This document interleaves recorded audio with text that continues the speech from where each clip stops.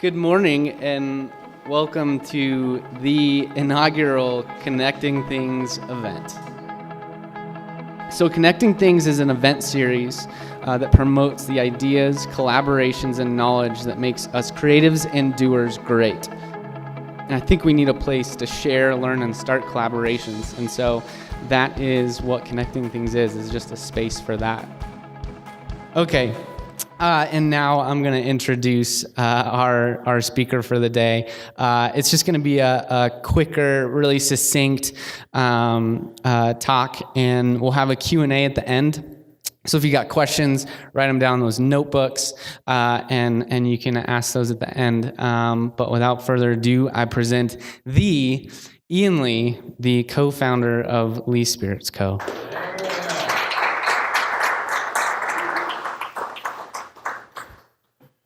All right, I guess I have to just talk to this mic. Let's see. Hi, my name is Ian Lee, and I do in fact work for Lee Spirits Company. They are a radical gin distillery here in the state of Colorado with their global headquarters based in downtown Colorado Springs.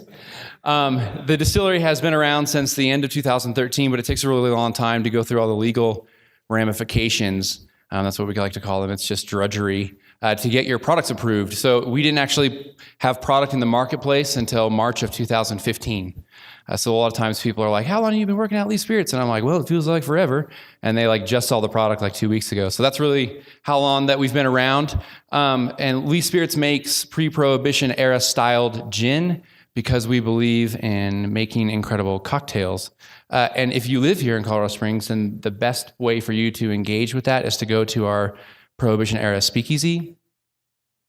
It's called Berklin's on Boulder Street, and here's a photo of Nate making an awesome cocktail. It tasted delicious right after he finished that drink, and we took that photo. I definitely tasted it. It was pretty awesome. I bumped into Jeremy a few weeks ago, and he notioned the idea that I could speak at this event, the inaugural event for Connect Things, and I think he did so because I was like, man, it's like creators and stuff. I feel really weird. Do I make a presentation? I don't really understand what's going on. So you guys are about to deal with a presentation that only has text on it. So that's going to probably make you guys want to scratch your eyeballs out. So before I get too deep and I understand where the jowls are coming from in just a little bit, if you would consider yourself to be like a creative type of person, raise your hand. I just kind of want to see vibe-wise in the room. Okay. What about maybe a designer or an artist? Okay. And then who does work with videography and film and photography? You have one. He's a good thing you're standing by the video. Okay, cool. I just want to get a little context about who the audience is. So I was having this conversation with Jeremy, and I was like, okay, that sounds great, man. I love to be involved. What do you really want me to talk about, And he was like, well, I mean, you're a successful entrepreneur, why don't you just tell all these creative people some sort of entrepreneurial thing that will help them in their freelance business careers be super successful, or you could just talk about being vulnerable. And I was like, whoa, man, you totally shifted gears on me there. What are you talking about being vulnerable, And he just, he kept the conversation going, and we didn't really go back to it. And the thought of being vulnerable never really left me. And so that's actually what we're going to talk about today. So the truth of the matter is that whether or not you're building a product, or you are designing something, or you are just realistically creating something for someone, all of our businesses at some point in time are defined, the success of that is defined by creating real quality relationships. And so that's what I'm going to talk to you guys today, but I'm going to do so through a pep talk, and we're going to talk about trust and focus, all right? So these two things, when done correctly, can offer you an opportunity to allow your business and the work that you're doing to rise above others, all right? And we're going to talk a little bit why that is. Okay, but first of all, I need to talk to you guys about a reality check that I had a few weeks ago, all right? So I'm sitting in the speakeasy. It's the middle of the day, and I'm there by myself, And the afternoon is quickly approaching, and I have like 4 different tastings like scheduled, right? I got to drive out to these different accounts and sell them all on like the product or whatever. And then after that, I got to come back to the distillery, and we got to set up for and open the bar that night. And then I have to bartend all night until we close roughly around like 1 a.m. and then clean up and then like go home and then get up and come back to the office and do it all over again.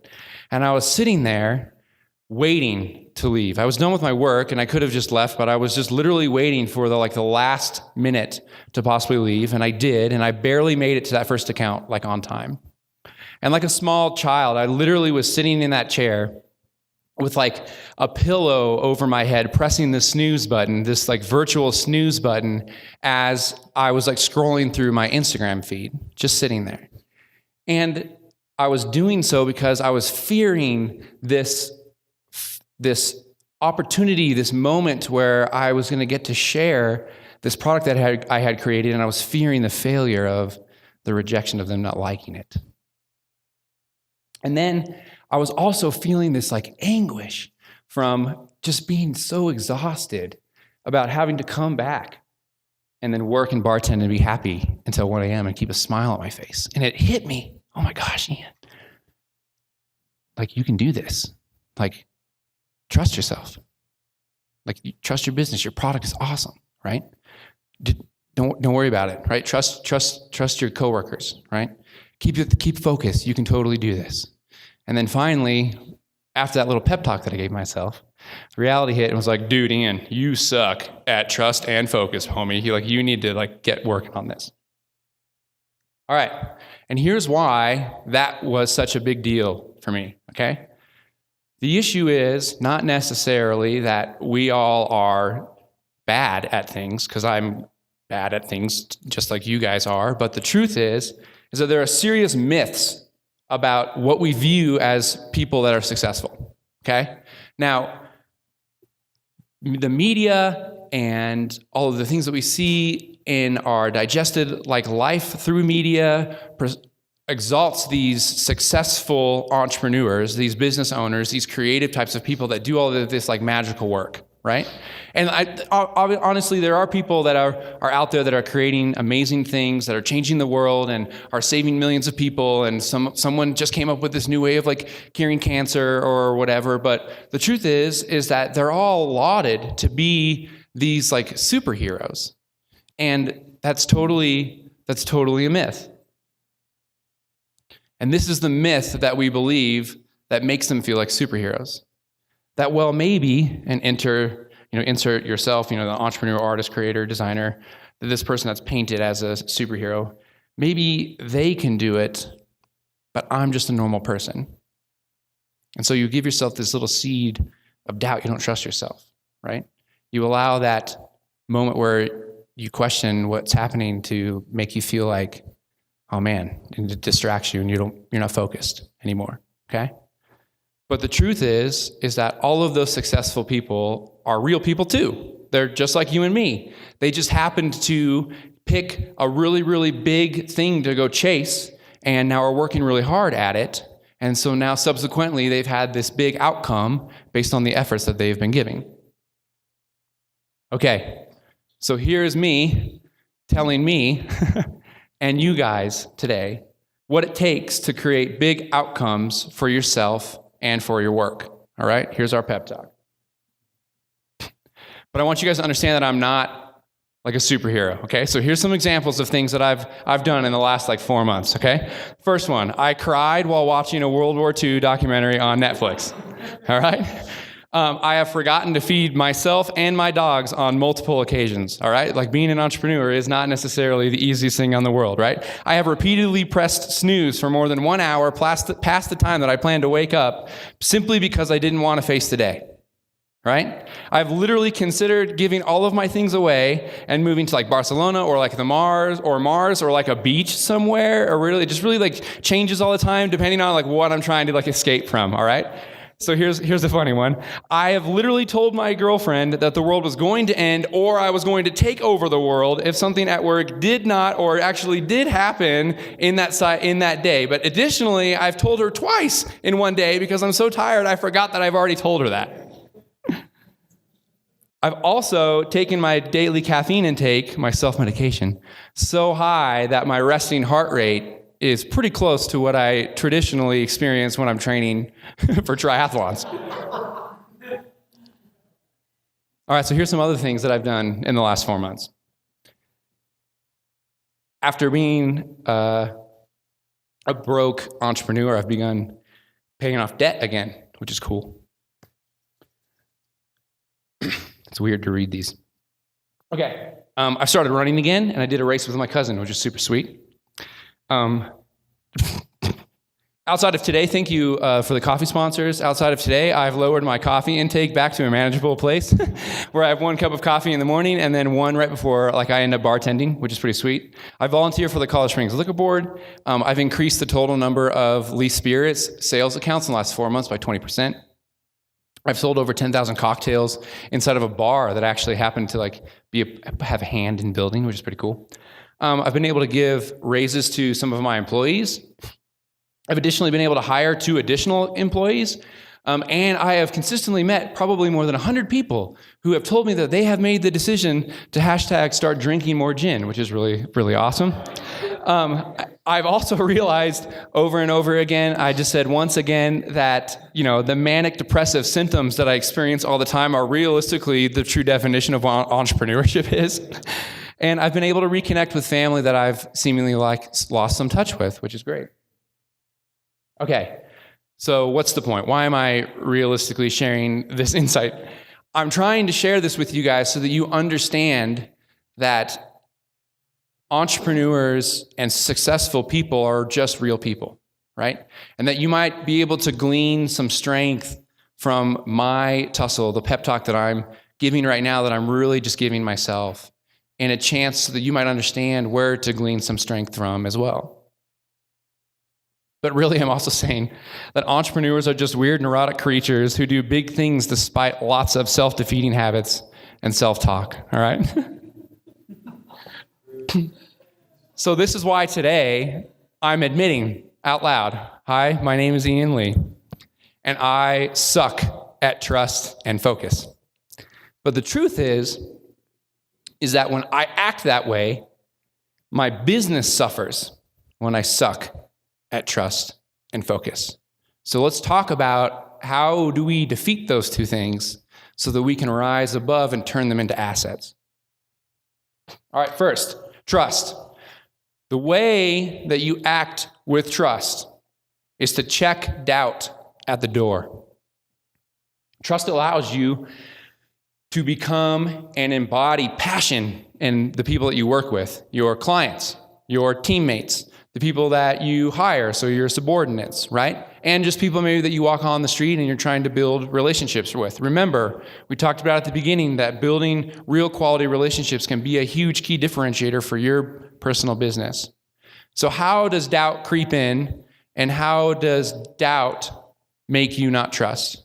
Doubt whispers 2 things to you. The first thing that it whispers is it worth it? And the second thing that it whispers is, do you really believe this? When you're working on something that's really hard, and when you're trying to plow through something that you're having a difficult time to digest about how to break it apart and solve this solution, these 2 things creep in and can tell you that what you're doing is not worth it, and that you shouldn't keep pushing forward, and that you shouldn't keep trying. And it can also tell you that what you're doing isn't worth believing in, right? You don't believe this. This risk that you've taken doesn't work. Your client doesn't actually think that this is going to be a great idea, right? So I want you guys to think about a time that you doubted your business, your knowledge, your talents, your abilities, and your decision making. And what was the result of that doubt? No one raised their hand, so I'm glad that no one really wants to share that about. Okay, so here's what happens, though, when you do trust yourself. You project trust into others, and you remove their doubt. So if you're in a client presentation and you are projecting trust, they're going to be more likely to trust in you and forget the doubt that they had about maybe this new idea that you're trying to present to them, right? When you trust your business, others have room to bring their own talents to the team. And that works a lot when you're working with coworkers or if you're trying to work on a collaboration project, things like that. But most importantly, when you trust, you can focus. All right? Okay, so what happens realistically when you can't focus? Because there's a whole lot of things that happen here, right? But when you can't focus, you waste your own time and the time that you could be investing in others. And remember, relationships is a key differentiator in your business. Secondly, when you can't focus, you appear distracted in your conversation and you devalue the words that you speak and the ideas that you share. And it's important to be able to speak with conviction so that people listen and take grasp of the words that you're delivering, because it can mean that much more. It can be the difference in that quick conversation that you have with someone about whether or not they trust you later on this key concept that you're sharing with them or not. Okay, I wouldn't be this logical entrepreneurial business guy if I didn't have an 8-step process plan to maximize your focus and efficiency. All right? So I'm going to give you, I can email this to you guys like later or whatever, but we're going to quickly walk through this stepped plan that I've been trying to do myself on a daily basis for the last few months, okay? And it just seemed to be serendipitous that Field Notes sponsored the event this afternoon, because as I begin to walk down our 8 steps of how to maximize your focus and efficiency, you're going to find out how key it is going to be to have this little notebook handy, all right? So the first thing I would like to tell you guys to do is to wake up at least an hour before you have to sit in front of a computer screen, because it's really important for you guys to understand how much email is a time killer and an emotional suck early in the morning. And it's also that key point in time where you realistically can find yourself self-centered after you've had a real crazy dream or something, or you're just really trying to start the day and you can put it on the right foundation to launch the day from instead of quickly diving into something that distracts you.